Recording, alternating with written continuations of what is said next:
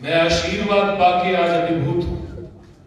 कहीं ना कहीं आज का ये दिन, आज का ये समा, आज का ये पल, आज का ये क्षण हम सबके दिल में यादें बन के रह जाए। सरदार जी ने बहुत सुंदर एक कविता सुनाई और हमारे सरल स्वभाव के एक कार्यकर्ता जो आपके बीच में बैठे हैं, देवेंद्र जग्गी जी, जो आपकी तरह एक सरल स्वभाव रखते हैं, इन्होंने सारा इज्जत मान मुझे दे दिया, जबकि सारी मेहनत इनकी अपनी। मेयर का इलेक्शन हुआ, उस मेयर के इलेक्शन में रात दिन दौड़े रहे, अपने काउंसलर के साथ रात दिन समय बिताते रहे, और जब क्रेडिट देने की बात आई तो मुझे दे दिया। मैं आपका धन्यवादी हूँ जग्गी जी। ये दर्शाता है कि आप एक बेहतरीन कार्यकर्ता है, क्योंकि कार्यकर्ता अपने लिए कुछ नहीं चाहता, वो सबको बांटता है। और कहीं ना कहीं इज्जत मान आप लोग हैं तो ये मंच है। आप लोग को जग्गी जी जानते हैं, मानते हैं और पहचानते हैं, और यही आप लोगों की ताकत है कि आपके बीच में आज एक ऐसा नेता उभर के बाहर आया है, जिस तरह जरा सा कतरा उभर के बाहर आता है। जरा सा कतरा भी आज अगर उभरता है, कितना सा कतरा, जरा सा कतरा भी आज अगर उभरता है, समंदरों के लहजे में बात करता है, ये धर्मशाला की जनता है, ये समंदर के लहजे में बात करेगी। आने दीजिए वो कल, आने दीजिए वो क्षण, आने दीजिए वो पल। उस दिन धर्मशाला की जनता बताएगी कि सही सही क्या है और गलत गलत क्या है। आप लोगों की ताकत है।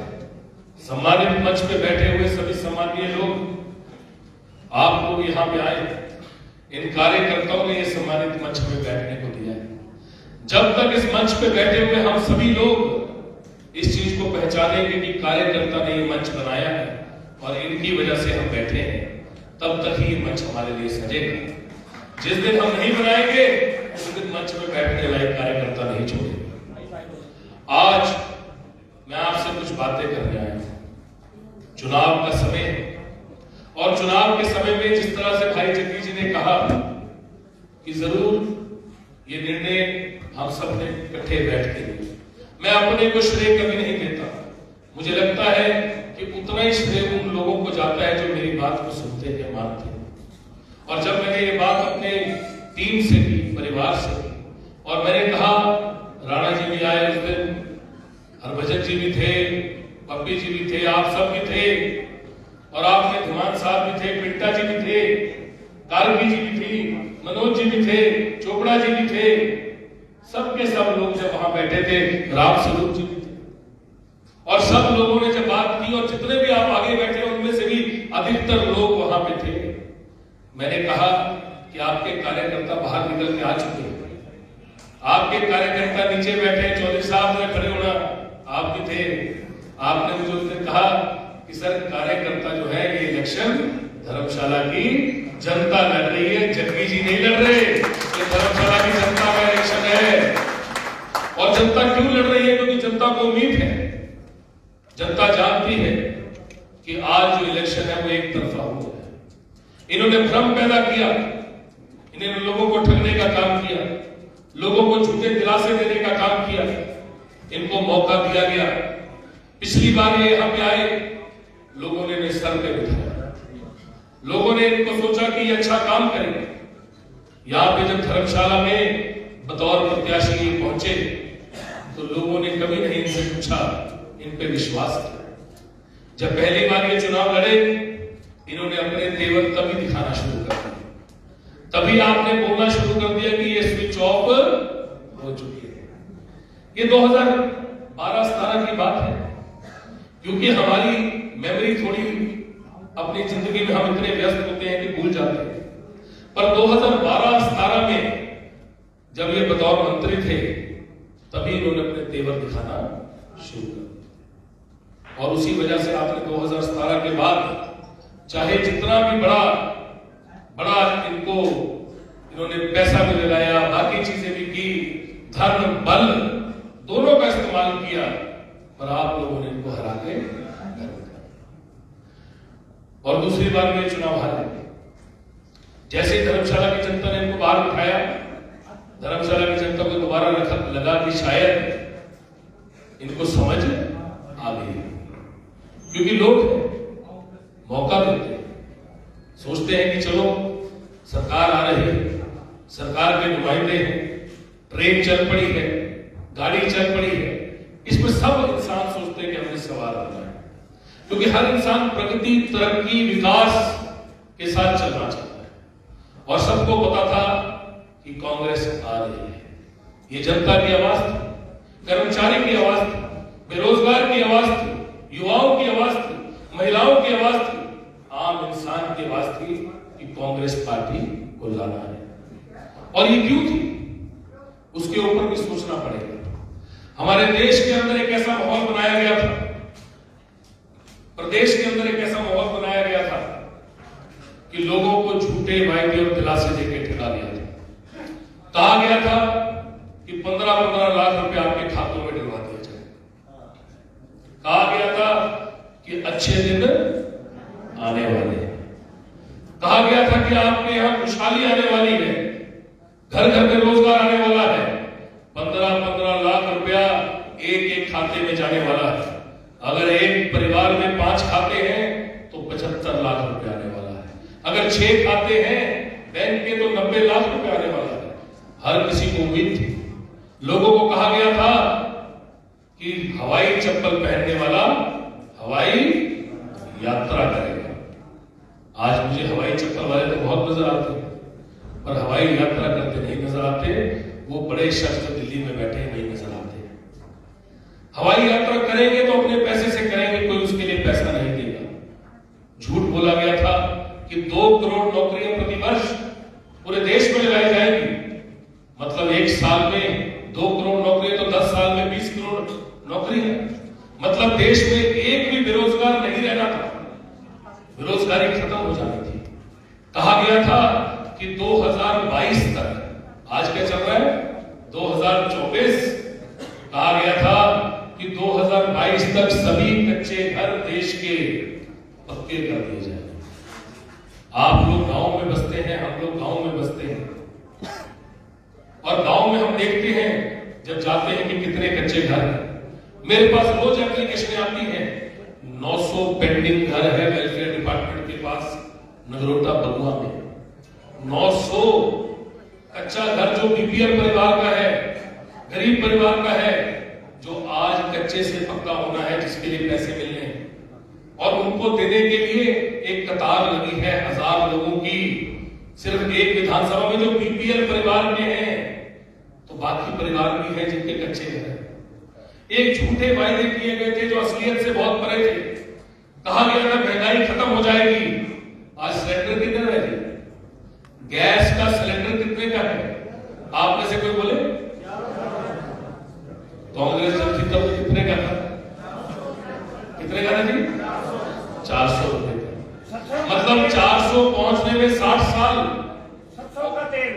हाँ बिल्कुल 700 का तेल। अब उसमें था वो आज 300 रुपए में बिक के अभी भी 200 रुपए में बिक रहा है। सबसे बड़ा सरसों का तेल अडानी जी बनाते हैं। सारे तेलों में मैन्युफैक्चर अडानी जी है। और ये क्यों हुआ मैं आपको बताता हूं। इन अडानी जी की, अंबानी जी की आय बहुत 100 गुना, 1000 गुना बढ़ गई। और वो जितना पिछले 50 साल में बढ़े थे, 10 साल में उससे 2000 गुना बढ़े। और ऐसा क्यों हुआ? क्योंकि इनको माहौल बनाना था। इनको प्रेस में, मीडिया में, अखबारों में, टीवी में माहौल बनाना था। और वो माहौल एडवर्टाइजमेंट से बन सकता था, और एडवर्टाइजमेंट पैसे से आती है। और इन्होंने सोचा कि जब हम ही दिखेंगे तो हम ही बिकेंगे, जो दिखेगा वो बिकेगा। इसलिए इन्होंने माहौल बनाने के लिए जो पूंजीपति थे उनको और पूंजी देना शुरू किया। और देश में सारे लोग गरीबी की तरफ धकेल दिए, और कुछ पूंजीपतियों ने सारा देश कैप्चर कर लिया। टीवी में सिर्फ मोदी जी नजर आते थे, टीवी में सिर्फ भाजपा नजर आती थी, और सबको लगा कि कांग्रेस का कुछ रहा। इन्होंने बेरोजगारी की बात की, बोला सेना को सम्मान देंगे, बच्चों को सम्मान देंगे, सेना में जाने वाले जवानों को सम्मान देंगे। इन्होंने अग्निवीर तैयार कर दिए। हमारे 4 साल के फौजी तैयार कर दिए, बच्चे यहां दौड़ते नजर आते थे। आज कोई बच्चा यहां दौड़ नहीं रहा होता, सबकी आस ही खत्म कर दी। महंगाई सिर पे उठा दी। जब हमारे समय पे 400 रुपए सिलेंडर हुआ था, 450 रुपए हुआ था, और 50 साल 60 साल में 50 साल के अंदर आप 400 पहुंचे थे, ये 10 साल में 1100 पहुंच गए। मतलब 10 साल के अंदर ये डबल पहुंच गए। तो कहीं ना कहीं इस चीज को लोगों ने समझना शुरू कर दिया। अपने आप लोगों की पीड़ा बाहर निकली, और जब लोगों की पीड़ा बाहर निकली तो प्रदेश एक तरफ चला, हिमाचल का कर्मचारी एक तरफ चला। और कर्मचारी को पता था कि कांग्रेस का एक नारा है। कांग्रेस का क्या नारा था? काम किया है काम करेंगे, झूठे वादे नहीं करेंगे। काम किया है काम करेंगे, झूठे वादे नहीं करेंगे। और ये नारा विकास पुरुष श्री जीएस बाली जी ने जब तक वो जिए तब तक एक ही नारा। उनकी कथनी और करनी में फर्क नहीं था। वो जो कहते थे वो करते थे, और जिंदगी में इसी सिद्धांत के साथ वो आखिरी पल तक चलते रहे, लड़ाई लड़ते रहे, अपने लोगों के सम्मान की लड़ाई लड़ते रहे। कहते रहे कि जो मैं कहूंगा वो मैं करूंगा।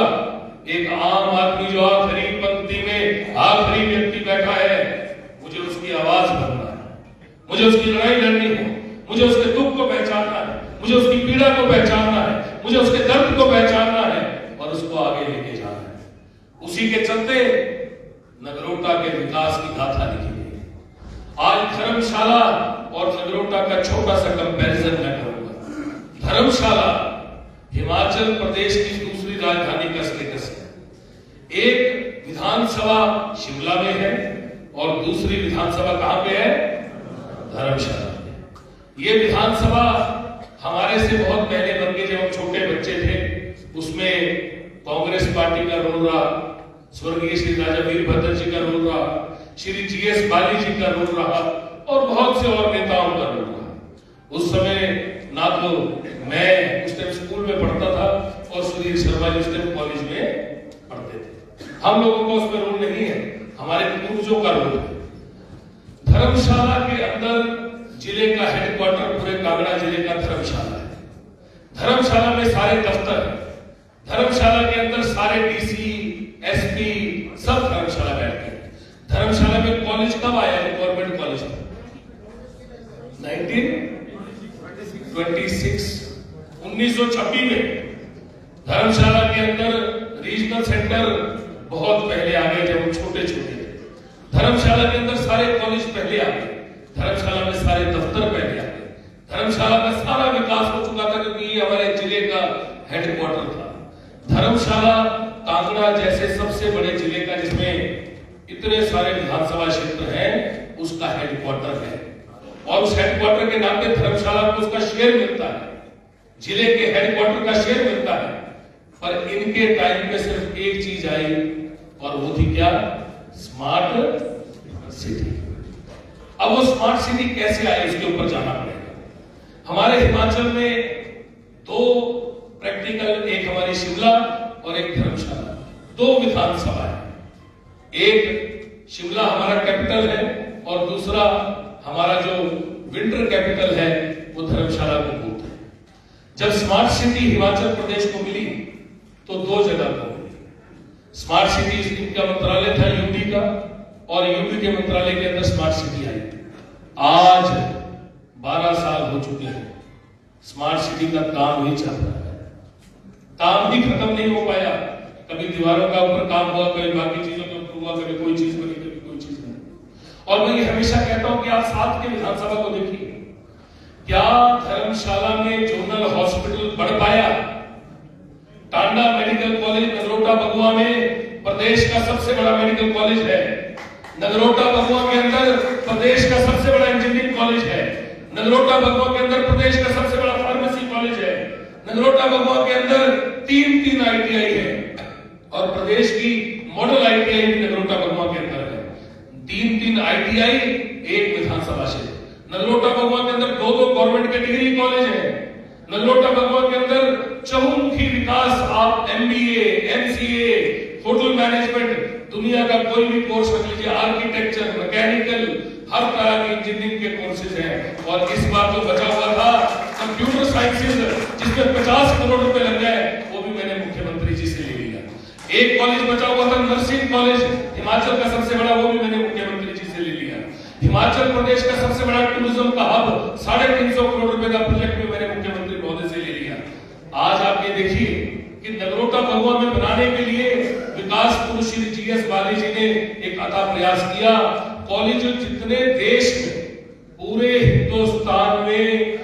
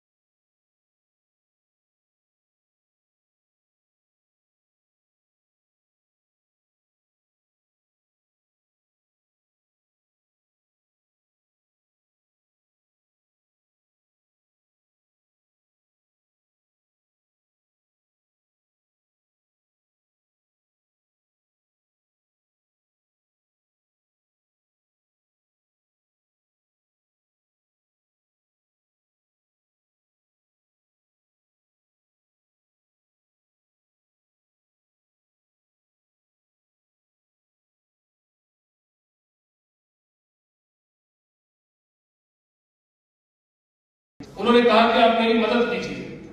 मैंने कहा कि सर्वे होना है और सीएम साहब से आप जाके मिलिए। जब सर्वे हुआ, सर्वे के बाद वो सीएम साहब से मिले। सीएम साहब ने उनको एक ही चीज कही और मेरे को फोन पे लिया। फोन पे मुझे लिया, राकेश चौधरी जी का फोन था और मुझे कहा कि अली साहब राकेश चौधरी जी मेरे पास आए हैं, पादा जी भी मेरे पास आए थे, विजेंद्र करण जी भी मेरे पास आए थे।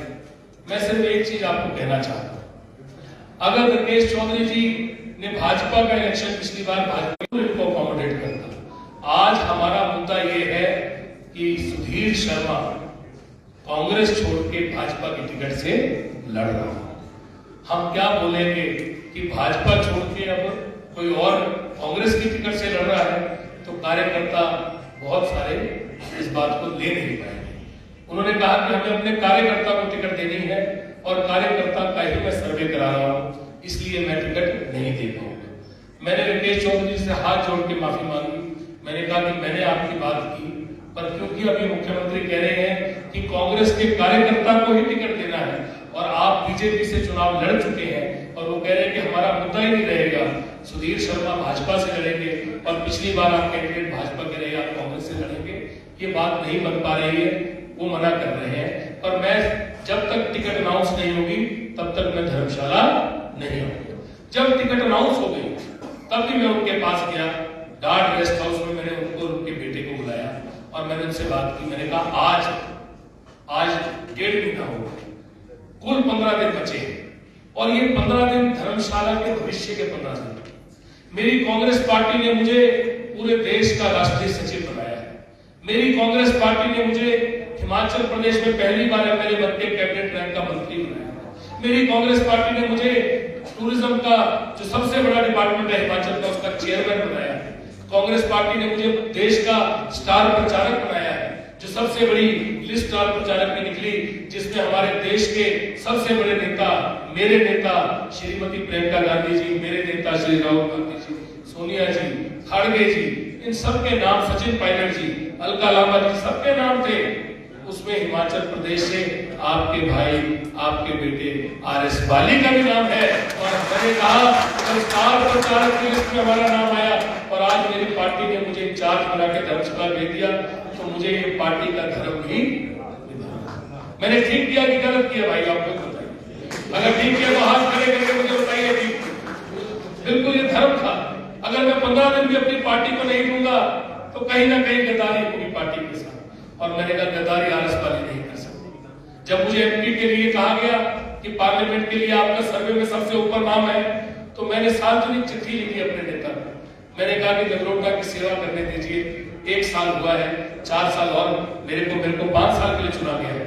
सबसे पहला मेरा ध्याय मेरा विधानसभा क्षेत्र, और जो भी चीज है सामने करनी चाहिए। पर जब पिछली बार चुनाव लोकसभा का हुआ और सुधीर शर्मा जी को कहा गया चुनाव लड़ने के लिए, तो क्या किया उन्होंने? बीमार हो गए, उन्होंने शॉल ओढ़ लिया, पट्टू ओढ़ लिया। तो एक तरफ आरएस वाली को जब कहा गया तो आरएस वाली ने चिट्ठी लिखी और दरख्वास्त की कि मुझे मेरे विधानसभा के लिए आप सेवा करने दीजिए, और सब कुछ लिखा कि क्या क्या हमारे साथ बीता है और नगरोटा बगुआ की मैं सेवा करना चाहता हूं, ये मेरे विधानसभा। पर जब सुधीर शर्मा को कहा गया था तो ये गायब हो गए, और जब गायब हुए तो पार्टी ने इनको क्या किया? गायब कर दिया। जब मंत्री की बात आई तो पार्टी ने भी डिसाइड किया कि इस चिट में, इस सूची में इनका नाम नहीं। यही होता है। पिछली बार इनको मंत्री बनाया गया, मुख्यमंत्री महोदय आज तक कभी मंत्री नहीं बने थे और इस बार पहली बार सीधा मुख्यमंत्री बने।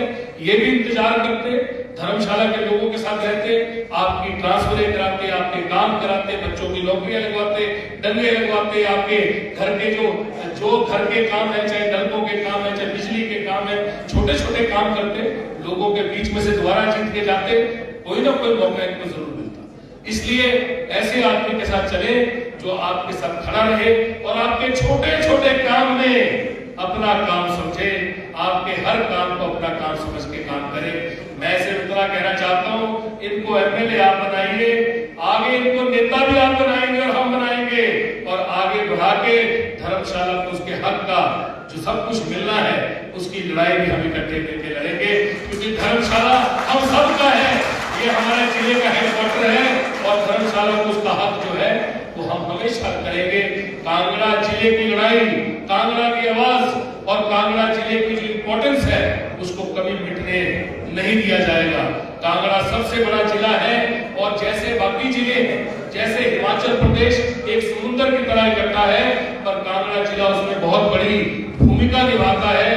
कांगड़ा जिले की आवाज को कभी दबने नहीं दिया जाएगा, झुकने नहीं दिया जाएगा। और जब बात होगी कि अपने जिले को आगे लेके जाना है, मैं आपसे वायदा करता हूं कि उसकी आवाज को पूरी धड़क के साथ प्रदेश के हर मंच पे बोला जाएगा और आपकी आवाज को आगे बढ़ाया जाएगा। मैं आपका धन्यवाद करता हूं, आपने इतना अच्छा इतना वक्त मुझे दिया। मुख्यमंत्री महोदय की जोन वाइज मीटिंगें जो होगी उनको सक्सेसफुल बनाना बहुत जरूरी है। आप लोग भाग लीजिएगा और जो इसके बाद मुख्यमंत्री के बाद आखिरी दिन, जो आखिरी दिन होगा हिमाचल यहाँ का, जो हमारे इलेक्शन का आखिरी दिन होगा, कौन सा दिन है जब तक प्रचार कर सकते जमीन? 28 नहीं 29 तारीख को, आज से नोट कर लीजिए, 29 तारीख को हिमाचल प्रदेश की सबसे बड़ी रोड रैली, आप लोगों की हम रोड शो निकालेंगे, बाइकों का, गाड़ियों का। आप सब ने बाहर निकलना है 29 तारीख को और हमने पूरा वहां से जलांगल से शुरू करके या चैतरू से शुरू करके हमने पूरे विधानसभा के अंदर रोड शो निकालना है। इसमें कम से कम हजारों बाइकें लेके आप लोग आए, गांव-गांव से यूथ क्लब को निकाले, गांव-गांव से कार्यकर्ता को निकाले, इतने लोग भर दे, इतनी हजारों बाइकें भर दे कि उसी दिन इलेक्शन डिसाइड हो जाए। 29 तारीख को धर्मशाला बोल उठे कि अब जो है धर्मशाला आजाद हुआ है, वो खौफ से आजाद हुआ है, वो धन बल से आजाद हुआ है। और कहीं ना कहीं जिस तरह धर्मशाला को दबाया गया, कभी गुंडों से दबाया गया, कभी लोगों को पिटवाया गया, कभी लोगों को डराया गया और लोगों को बाहर कतार में खड़ा किया गया, घर के दरवाजे नहीं खुले, आज धर्मशाला ने भी आपको बाहर निकाल दिया है। ये 29 तारीख को आप डिसाइड कर लें। मेरा इन्हीं शब्दों के साथ धन्यवाद करता हूँ, कार्यकर्ताओं की जय करता हूँ, जय